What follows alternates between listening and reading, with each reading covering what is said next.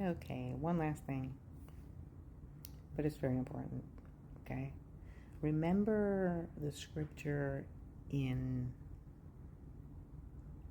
it's one of the accounts of David. I really should have had the Bible script, the verse, the scripture reference, but it was when David and his men had gone someplace, and their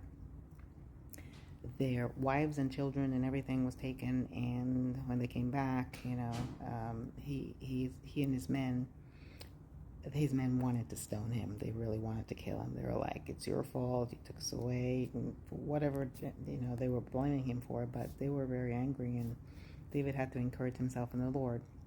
But this is not about encouraging yourself. This is not one of those things. But that just came to mind. I wanted to share that because sometimes we have to encourage ourselves in the Lord. Sometimes there's nobody around to encourage us. So the other night, I just didn't want to go to church on Wednesday night. I was tired. I was just worn out. Sometimes I stay up too late and I'm prepping, and I'm teaching and I tend to stand. I had a standing desk, and I really don't want to sit and be sedentary, so I stand pretty much all day. So, and just the rigors of teaching in public school and stuff, and it's enjoyable, and you want to help kids, etc. But I was very, very tired. I was very, very tired. And my husband reminded me, it's church. We're going to church.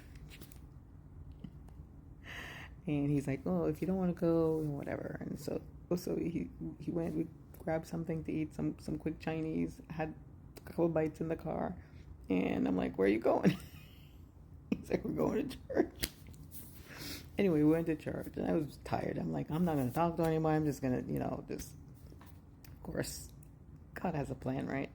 So, this it's a life group. This Wednesday night life group, there's praise and worship. There's a word. It's like mini church, and it's encouragement. It's just really wonderful. It's really wonderful. I had no reason not to go, but other than that, my tiredness. Anyway, so at one point before we were going to be sitting down for the word, one of the people who running it, I don't think it was the main guy who spoke. It could have been somebody else, but I remember who it was.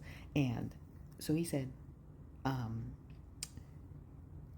pray for the person to the right. Put your hand on their shoulder and pray for the person to your right. Well, I would need to have somebody on my left so that I can be their right, so that I could get prayed for. Well, right before the guy who was on my left went up to help the guy who said, pray for the person to the right. So I had no one praying for me. There was no one praying for me. Nobody came over from the other side. And anyway, so I'm praying for my husband because he was to my right. Praying. And I'm like, oh, okay, fine. No biggie. It just one of those things. We ended the prayer, and the person who directed the prayer, the Lord had given him a word for me. And he came over. He said, "Everybody stretch their hands to Sonia, and we're going to pray for her." And he prayed what he said was on the Lord's heart to release to me, and it was just powerful. It was just I just really felt the Lord's presence. Not only that, when he was done, the guy who was supposed to be on my left, who was supposed to pray for me, he had a word as the Lord. Anyway, all that to say, even if that didn't happen, it was enough that I was praying for my husband, and the Lord was just going to fill me up. But he wanted me to know that he saw me, and he sent two people, and the guy had everybody stretch their hand to me because he said the Lord said that you need encouragement, and some other things. And he said God is going to use you to encourage people, and it's just astounding because we are, in many ways, we are these little beings, but to the Lord, it was a sacrifice to go, and I was only going to receive, even if nobody prayed for me, but the Lord thought to give me the extra encouragement and extra, and after that my tiredness completely went away because I literally needed something in the spirit. My issue was not the physical. Yes, we have these physical bodies and we are made up of flesh, but I've known for a long time about me that I get my energy from the spirit realm. So the fact so there was kind of a heaviness. It was a heaviness that was trying to rob me of my energy. And that prayer and that being in that atmosphere, and plus the word was rich, it was wonderful. That being in that atmosphere lifted that heaviness and lifted that tiredness, just completely went away.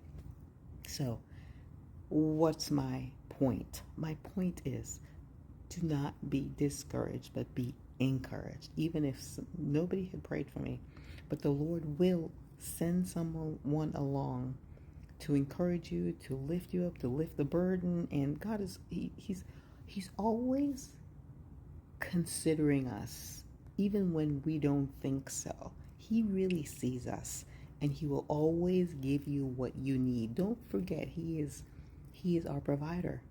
He will always provide what we need, and even He goes above and beyond what we need to what we want. So that is my encouragement to you. Trust in the Lord. He's always going to take care. He's always going to provide, and He's always going to be there. So be encouraged. Don't be discouraged. No matter what you're going through, God is there.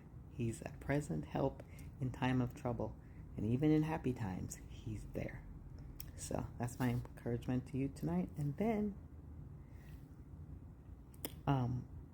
when you're encouraged, you go and encourage somebody else. That's my encouragement to you tonight. So have a good evening. It's time for me to go to bed. Good night.